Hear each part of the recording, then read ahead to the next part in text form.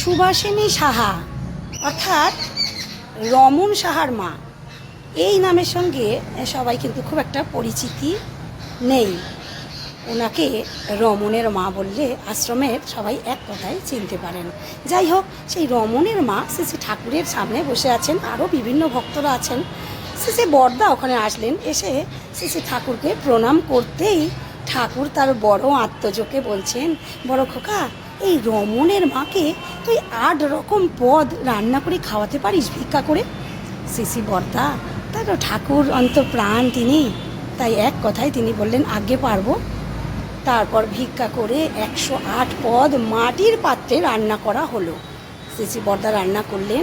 আশ্রমের সবাই খুব দেখার জন্য একদম উদ্গ্রীব হয়ে আছে। 108 পদ রমণের মা খাবে।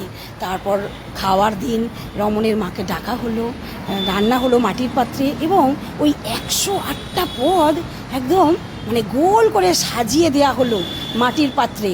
আর রমণের মা বসেছেন। আশ্রমে সবাই একদম আগ্রহের সঙ্গে দেখবে, এটা হচ্ছে একটা খাদ্য উৎসব চলছে ঠাকুর বাড়িতে। সবাই এসে লাইন দিয়ে ভিড় করে দাঁড়িয়েছে, আশ্রমের যত মানুষ সেখানে। তারপরে শেষে ঠাকুরকেও কেউ গিয়ে বলল যে, ঠাকুর, রমণের মা খাবে, আর আপনি দেখবেন না, আপনি চলুন। শেষে ঠাকুরও ওইখানে গিয়ে একটা চেয়ারে বসলেন। তারপর রমণের মা খেতে বসলো। 108টা পদ, সে যে কি খাবে, কি আনন্দ, তে মাথার তুলছে না। একবার এটা খাচ্ছে, একবার ওটা খাচ্ছে, একবার সেটা খাচ্ছে, প্রত্যেকটা খাবার দিয়ে একবার করে খাচ্ছে। আর খেতে গপ গপ করে খাচ্ছে, একদম মাথা তুলছেই না, শুধু খেয়েই চলেছে। তখন একজন পাশ থেকে বলছে যে, ও রমণের মা, যিনি তোমাকে এই 108 পদ খাওয়াচ্ছেন তার দিকে একবার দেখো।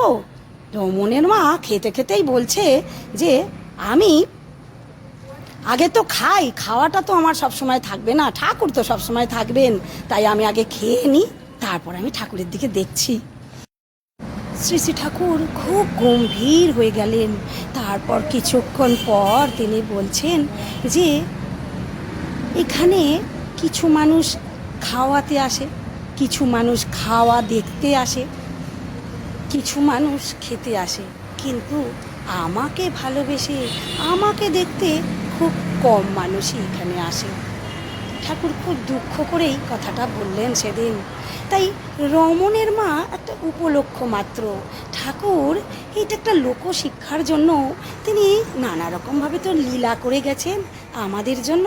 তাই তিনি এই লীলার মাধ্যমে আমার দয়াল, আমার বিধাতা বুঝিয়ে দিলেন যে উদ্দেশ্য যেন আমাদের একটাই হয়, লক্ষ্য যেন আমাদের একটাই হয়, বিধাতাকে ভালোবাসা, নিঃস্বার্থে বরং পরম আনন্দে তাকে যেন আমরা শুধু ভালোবাসতে পারি। আমাদের আর কিছু চাই না, শুধু আমার বিধাতা, আমার ভগবান, আমার দয়াল, আমার প্রভু, আমার মালিক, আমার জীবন রথের সারথি, যার জন্য আমার এই জীবনটা চলছে সুন্দর করে। তাই তাকে যেন আমরা নিঃস্বার্থভাবে যেন ভালোবেসে যেতে পারি। জয় গুরু, বন্দে পুরুষোত্তম।